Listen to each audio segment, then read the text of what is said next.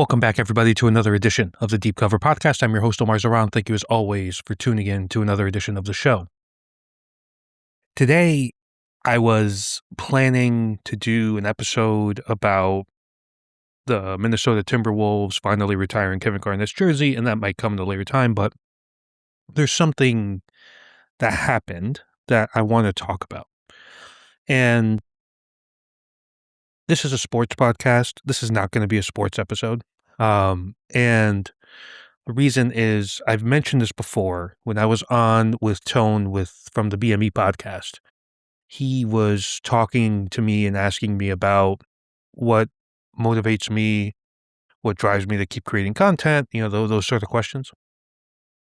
And at the time, and I still feel this way, I said that I don't find a lot of Arab figures in the sports commentary space. There's a couple that come to mind: Mo Takil, Arash Markazi, although Arash, I believe, is Iranian. I might be mistaken. But not a lot of people that are from where I'm from are really prominent in sports commentary, podcasting, writing, whatever, right?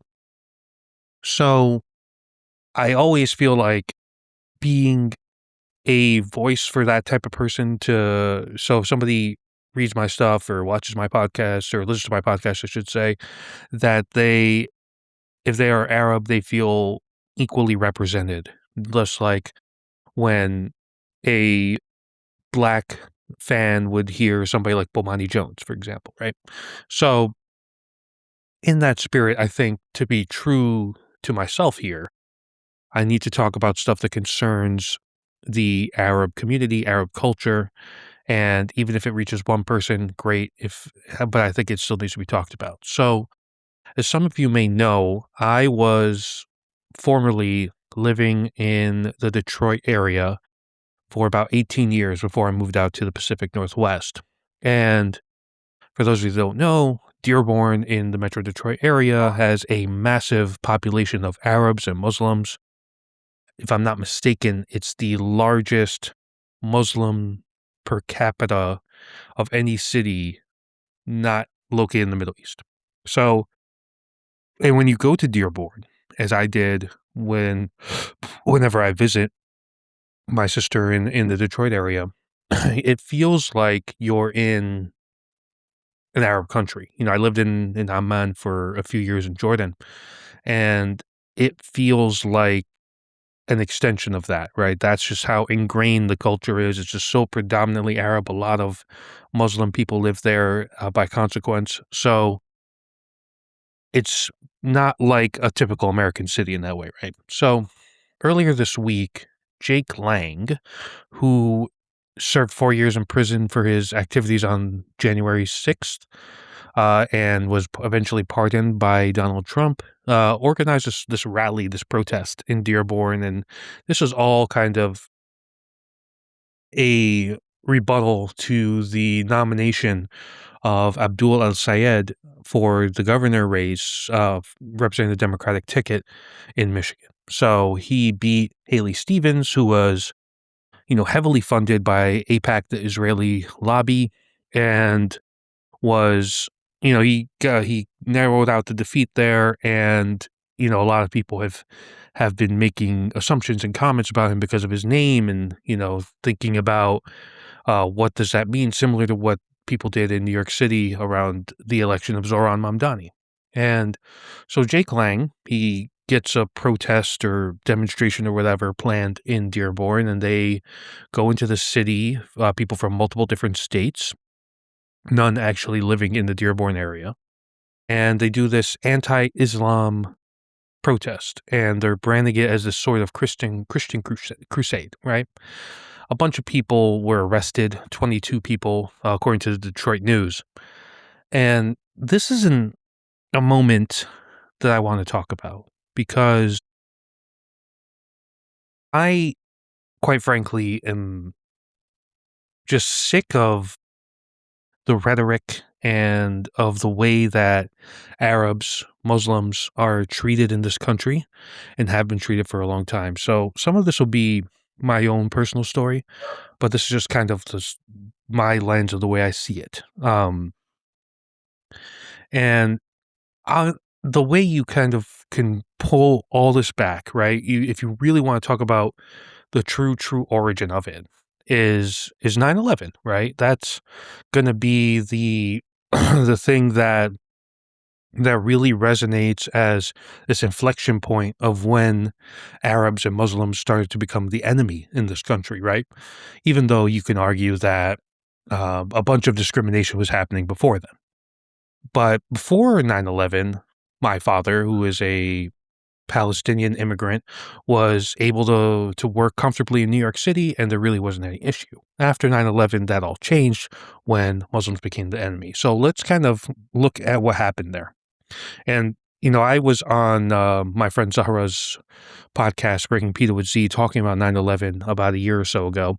And I kind of mentioned this to her then, but I'll repeat it here right now, which is after 9/11, there needed to be a villain, right?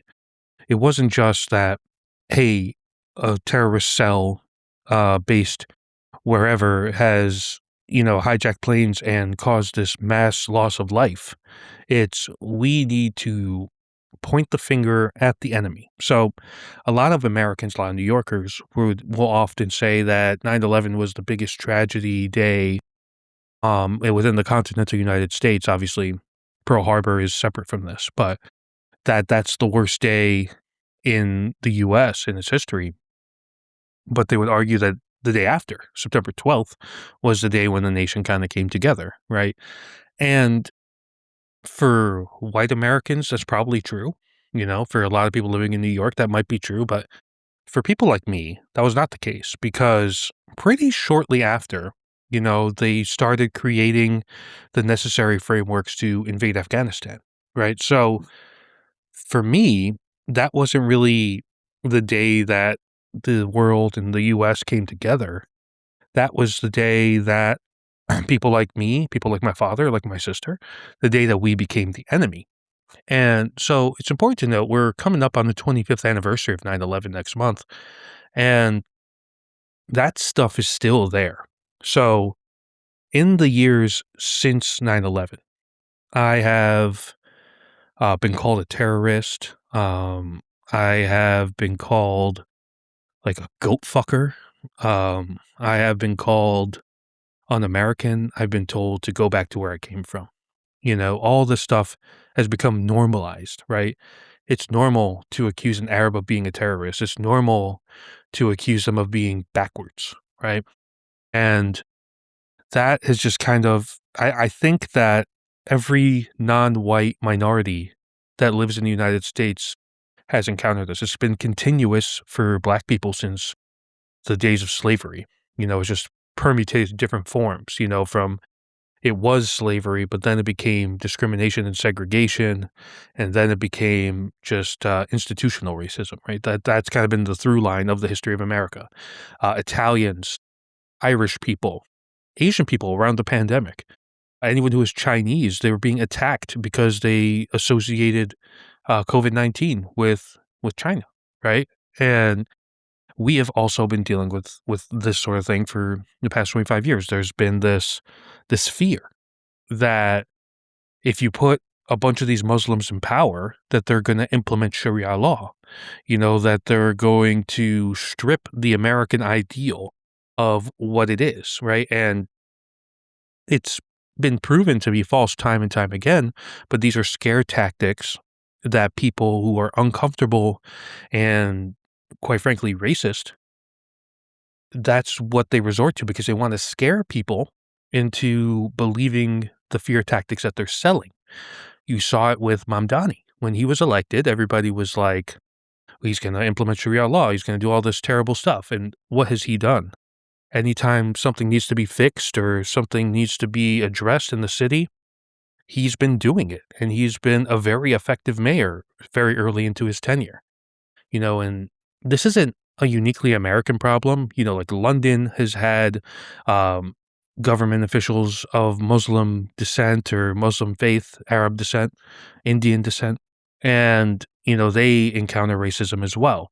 So this is very much a global problem, but is especially magnified here in the US because think about the fact that when Donald Trump was talking about, quote, "shithole countries," close quote, when he instituted travel bans in his first term, almost all of them were Muslim countries or African countries, So this has kind of been the thing where America has been very comfortable painting Arab culture, Muslim culture as an existential threat to American freedom.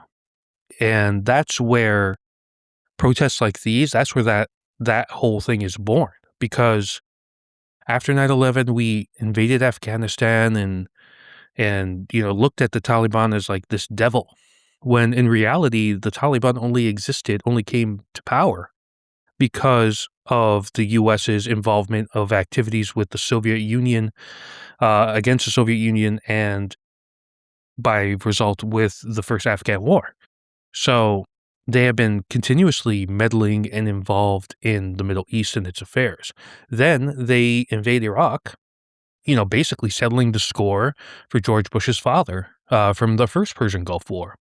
They remove Saddam Hussein, and then chaos ensues. And it's kind of been going like that in the Middle East, where the U.S. is meddling and meddling and meddling because they're trying to get control of oil. And what's ended up happening is that you've radicalized these group of people to dislike your government.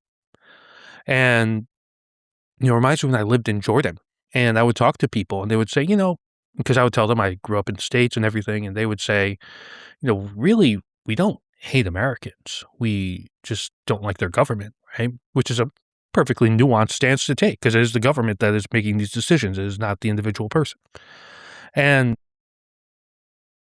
when I look at it from the perspective of somebody who's kind of lived in both sides of the equation, where I lived in the Middle East and I have lived here in the US for a long time, it's just, you feel like the country you live in just has never liked you, right? And, where you're almost, and I've talked about this when I had my podcast episodes with my sister, where you're almost cosplaying the good Arab that American people so much want to like, because they have no problem going to restaurants and eating our food. They have no problem, embracing some fat, like you see white women with henna on all the time. They have no problem embracing that part of it.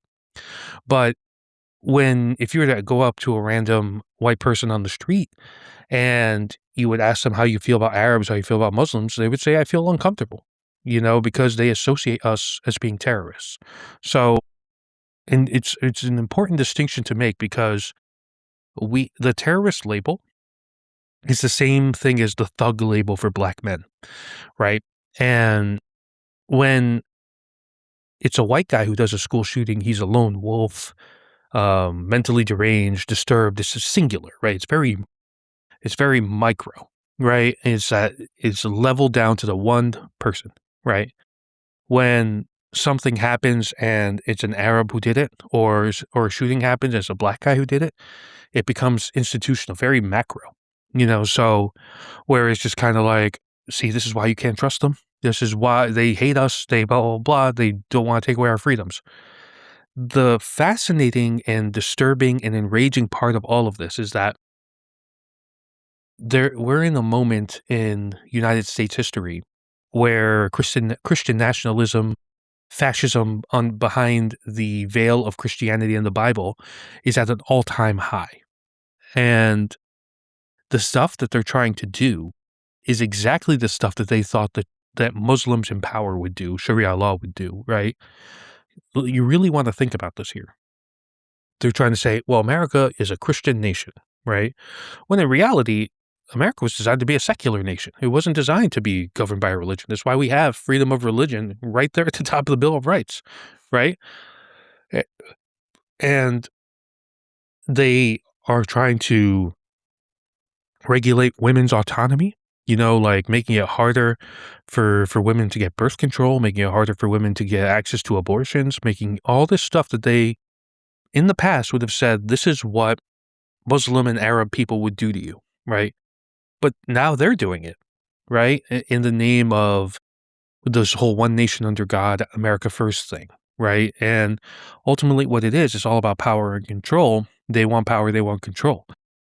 I'm of the personal belief that a lot of these Christian nationalist people, they've seen how dictatorships worked in the Middle East in the past, and they were envious of that and wanted their own piece of that for for the U.S. Right? They want to have this religion dominating the way that anybody lives their lives, and if it's not their way, then it's no way, right?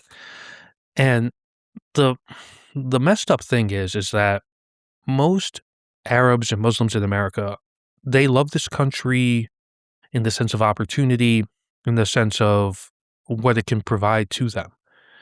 And they want this whole experiment to succeed probably more than most people do. But when repeatedly over and over and over again, you're being clubbed over the head with this racism, it makes you wonder, like, when is this ever really going to stop, right? When are we going to have a moment where we're actually accepted? Like, I think about my history, right? I've been stopped in airports multiple times. I've been called different names. I remember one time I was on a date with somebody, and this is probably one of the worst dates I've ever been on. But, like, she was asking me, about my time living in Jordan. And she asked if I lived in a tent, if we bathed, if we commuted everywhere on camelback, right? And I said to her, I was like, you do realize that this is a civilized country we're talking about, right? I wasn't living in the desert here, and she was like, well, I just thought this is how it was. And, you know, needless to say, this person never got a second date, right? But I think about when I was in college and we were doing a project and somebody asked, or the instructor asked what Al Jazeera was, the news station. And a bunch of people confidently raised their hands and said, this is a terrorist organization. That's just kind of like the embedded propaganda of it all. Think about movies. Any war movie you've ever seen, think about how Arabs are portrayed. Always the villain, always wanting to cause death and destruction, likely smoking a cigarette, right? So we've been portrayed in this way as like this boogeyman, and so when you're trying to erase that, you're trying to erase decades and decades of successful propaganda. So when a political candidate or an activist or whatever is starting to go around and say, these guys are the enemy, they don't like your way of life, they reject your way of life, and they go to a city like Dearborn where people have created a community for one another. They have, white people exist in Dearborn just fine. They go to the hookah lounges, they eat the shawarma, they do all this stuff just fine and coexist without much of an issue, right? But they want you to believe in this issue because they want to create a culture war, create chaos to make you think that these people are our enemy. We must get rid of them. It's why so many of them go to Arabs and say, go back to where you came from, right? And I'm left now 25 years of dealing with this. I'll be 40 next year. More than half of my life, I've been dealing with people who feel this way, and I've just, when I read about the protest thing, I just thought, this is exhausting. Like, when am I ever going to have a moment of peace where this isn't something I need to worry about? I still worry about whenever I go on a plane, right? I'm an American citizen. I was born here. I shouldn't worry about, being randomly selected whenever I go on a plane, but I am. I shouldn't have to worry that when I apply for a job, people see my name, get scared off, and don't even call me back, but I do. Like, I remember when I was 18 and I was going grocery shopping and some army guy was trying to recruit me. I told him my name and where I'm from. He said, actually, no thanks. So this is the Arab experience, and I think, like, sometimes it's kind of viewed as apathy, because, like, friends of mine will look at it and be like, why aren't you more mad about these injustices? And I was like, to me, the injustices have been happening for the entirety of my adult life. the injustices have never stopped, right? And there's this exhaustion that comes with it where you just want to live your life. And people are like, well, actually, no, you could only live your life if it's on my terms, if it's on these, the way that I envision life to be, this wholesome Christian ideal, and in many ways it gives Christianity a bad name, because a lot of people are just using their racism and hiding behind the Bible the whole time. And this is no different than any other religion. The radical Muslim people that make the headlines on the news, they do the same thing. They take their racism and bigotry and hide behind the Quran. A lot of, like, the state of Israel does this with Judaism.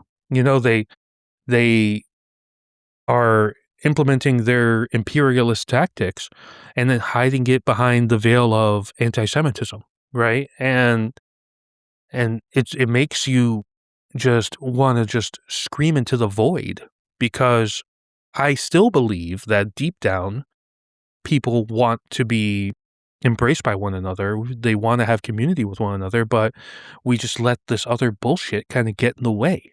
And I just look at stuff like this, and I think, like, these people don't want us to have a moment of peace. They want us to obey them in whatever way. And for me, for so many years, it worked, right? When I lived in Detroit, I would have people tell me, I would meet people new, and they'd be like, oh, what's your name? Where are you from? Blah, blah, blah.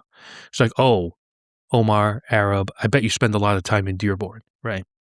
And for the longest time, I was like, well, I don't want to be a stereotype, right? I don't want to fall into what they're saying. So I avoided going there. I avoided finding community with people like me, because I didn't want to upset whatever stereotypes or projections that people, non-Arab people living in the state, had about people like me, right? So now whenever I go back, that's the thing I look forward to the most, is spending time in Dearborn. Going to a pool hall there, having a Yemeni latte, going to a hookah place, having shawarma, all this stuff, like, just to immerse myself in this culture. When I was there last, my sister and I went to a watch party of the Morocco-France game, and it was so cool. It was just a bunch of Arabs on our fellow Arab nation in Morocco, and that is what they try to take away. It's like, no, you can't be, proud of where you're from. You have to be proud to be American first and foremost, right? And I just think they're trying to take away so much, to take away identity, and I'm just sick of it. I'm just sick of dealing with it. And I don't know what the solution is here. Like, I mean, the utopian solution is just be more accepting of your fellow man. But ultimately, I'm just so sick of seeing these stories. I'm so sick of the Islamophobia. I'm sick of people assuming that we hate them because we're Arab, right? Like, I'm sometimes afraid to even speak Arabic, if I'm on the phone with somebody, because I don't want people to overhear me and think I'm a threat to them. And that's messed up, man. Like, it's fucked up. And I wish this world wasn't like this. I wish we could all just be more accepting of one another. It's the way I try to live my life. But when you're at a point where people condemn you for having community, and people find your existence to be offensive, like, what are you supposed to do? And that's why this whole thing just upset me so much, because I've been dealing with this sort of mentality for years now, and it hasn't gotten better. It doesn't seem like it's ever going to get better. And I'm tired of being portrayed as the enemy of this country when I've done nothing to warrant that, right? Where, again, we're painting people of a culture with the same brush. It happens to us. It happens to people in the Asian community. It happens to people in the Black community. It happens to everyone, except for these white Christian nationalist people. They're just allowed to run through their life scot-free. Doesn't matter, and I wish that I could provide some optimism that this could maybe get better, but I just really don't see how it can, because it seems like this hatred is just so embedded in them that they can't help but to exercise it. And, I just wish that there was a path forward. When I was younger, I was like, well, this younger generation, they're not going to have the bigotry, blah, blah, but come to find out, they do, because this type of stuff is taught. You put two two babies of different cultures together, they're going to play with each other. So racism, bigotry, all this stuff is all taught. And I just wish it wasn't the case. It's just stuff like this that happened in Dearborn. It's fucked up. It shows how much hatred still thrives in this world, and I just wish it was better. I hope it gets better for the future generations, but I'm not exactly optimistic about it. All right, everybody. Thanks for tuning in for another edition of the Deep Cover Podcast. I do appreciate it very much. We usually talk sports on here, even though this episode is a little bit of a departure from that. But if you enjoyed the show, please consider following and giving us a nice rating on your podcast app of choice.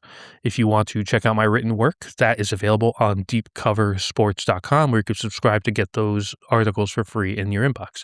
Until next time, I'm your host, Omar Zaran, and this has been another edition of the Deep Cover Podcast.